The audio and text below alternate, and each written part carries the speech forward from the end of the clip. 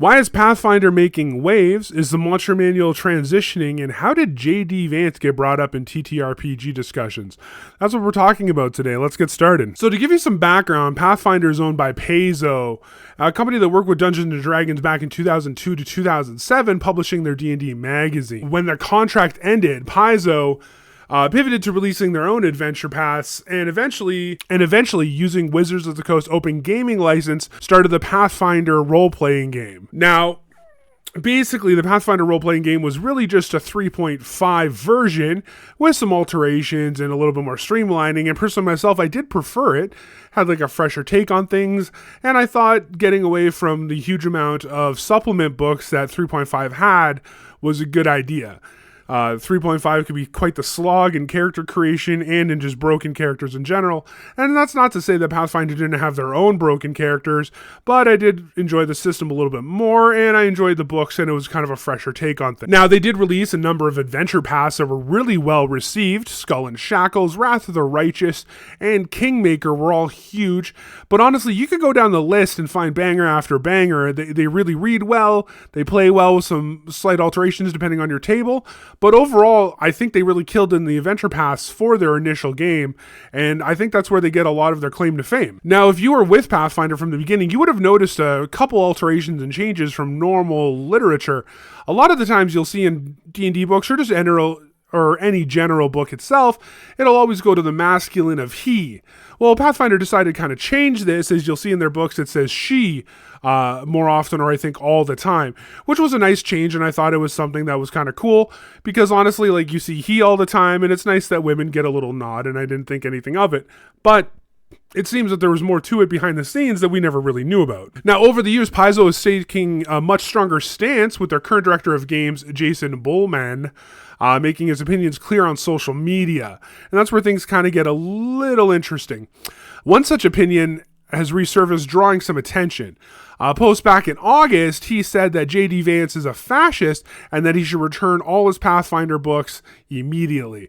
Now, at the time, Vance wasn't as well known, and he wasn't the vice president-elect as he is now, and I'm sure Vance had no idea who Jason was, but with this story picking up steam and a lot of people retweeting it and mentioning it, it might draw some attention. And I doubt Paizo and Pathfinder really want that kind of eyes on them now with everything going on. And the other thing a lot of people are kind of upset about is the hypocrisy that Bullman has shown here. He's repeatedly always said that the TTRPG table is inclusive and everyone is welcomed, but then you have somebody who he doesn't agree with politically, and he's demanding the return of the books. And you have to remember, JD Vance, for all the things you may or may not disagree with him, he is a Yale-educated lawyer, he is a former Marine, and he is trying to serve his country. So you might not line up on political views, but I'm sure if you had him at your table, you would have a good time, and I'm sure he's a fine person. I've never met him, but I'd imagine that, you know, just playing some Dungeons & Dragons or Pathfinder with him really wouldn't cause any controversy. And I hate that somebody would be told to return their books just because you don't agree with their political or religious views. It's a little absurd. Now, of course, it's not great optics for Paizo. You don't want to be in the spotlight, especially with everything going on and kind of the change in the winds. So we'll see how this story kind of develops, whether they'll just blow over and nothing will happen from it, or if something more will come out, maybe more tweets or text. Who knows? The stories always develop, and we'll be watching for them. Now, moving on to the Monster Manual, it's coming out soon, I think in a month or so, the 2025 version at least. Now, Wizards of the Coast, of course, released early versions to content creators for them to take a look at and review, and they also released like an hour-long video talking about all the changes and everything coming up to it. And that's kind of where our story leads into, is all the changes and what they've done to our Monster Manual. Now, Jeremy Crawford and J. Wesley Schneider sat down to have a discussion in which they showed some of the new changes, and this is kind of where we start to have some differences of opinions, and I think it becomes problematic. Now, Wizards of the Coast is really leaning into inclusivity, which is fine, but when you start changing monsters who don't need an adjustment, who already have counterparts to themselves, is start to where you lose me, and that's what we're going to be reviewing right now. So one of the most baffling changes I find is to the Succubus. For those who don't know, it's a supernatural female entity that seduces men in its dreams, usually through sexual nature, to steal their man juices. Now, I'm not going to go too far into this, but that is the crux of the creature. Now, you might be wondering, well, what could they have changed? What could they have done? Well, if you don't know, there is a male counterpart to the succubus. It's called the incubus. They are the male version and they seduce women. And it seems in folklore and supernatural tales, what will happen is the female succubus will seduce the man, taking their seed, and then give it to the incubus. And the incubus would then implant it into a female. And that's how they would reproduce supernaturally. Now, Wizards of the Coast decided to take upon themselves and to add a male version of the succubus as well as a female version of the incubus, which I don't understand. If you already have a male version of the succubus, why would you have to create another male version of the succubus? Now, maybe they were confused, but a quick Google search will let you know that they are the female and male counterparts of each other. They're just named differently. So now you have a female succubus and a male succubus, as well as a male incubus and a female incubus, and that doesn't really make sense. You just have 4 of the same thing. And not to mention, these creatures can shapeshift, so if a female succubus wanted to present masculine, they would have no problem doing so. This doesn't solve a problem. There was no problem to begin with. This wasn't something that was needed, and I don't know why they made this change, but they didn't stop. And that's really where I start to have a problem with all of it. So you don't know, hags are a wizened old woman or witch who is going to be malevolent. They're not necessarily good, mostly bad, maybe sometimes neutral. Now, Wizards of the Coast have gone and created a male version of this, which is strange because if you actually look it up and do some research, the male version of a hag is an ogre. That's the female and male versions, often not really seen together anymore, but that is where kind of like the history comes from. Now, they've added a male version so you can have aunts and uncles, but I feel like it's an unnecessary change. I don't know if anybody was crying out for a male version of a hag. I think there were a lot of options out there, and this is just another unnecessary change that they're forcing through the monster manual and through their own beliefs, which I think is going to push players away or just confuse people. Now, they don't stop there. They do it to a few other creatures as well. So if you know what the Dryad is, a wood nymph, they're nature spirits, and they are female in nature. Now, you might be saying to yourself, well, what could possibly be the change? Well, they've created male versions. And if you look up history and mythology, you'll know that the actual male version of a Dryad is a satyr. They are the male and female versions of each other. That's the pair.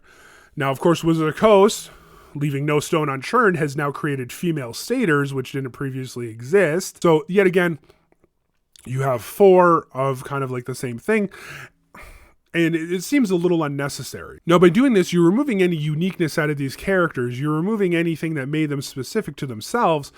And honestly, I don't think it was needed. At the end of the day, not everything needs to be male and female versions. Some creatures can just be one or the other. By homogenizing everything, Wizards of the Coast is not making things more inclusive, they're making things less unique. And with the election and the shift in the political landscape and how people are moving away from these DEI initiatives, from these woke agendas, from these hard-leaning left agendas, Wizards of the Coast might find themselves in some hot water and alienating half of their fan base, which can't be good for the stock market and for their numbers. I'm sure their shareholders would be quite upset if half the player base just went up and went somewhere else, because of all this inclusivity is really just removing half of the player base. Now, of course, if you've been watching, Hasbro stock hasn't been doing the greatest, and I'm sure they were looking for good sales coming out of the gate with their new books. Every time like a new edition gets released, people usually scramble to get it. It's like a new wave, but that doesn't seem to be the case here, with the 2024 Player's Guide and Dungeon Manual not showing up on any bestseller lists, and really just lining the shelves. My local game store itself has a number of copies, even with the alternate edition covers, just sitting there waiting for people to pick up. Now, Wizards of the Coast isn't doing this with just Dungeons and Dragons. Magic the Gathering itself is feeling it as well.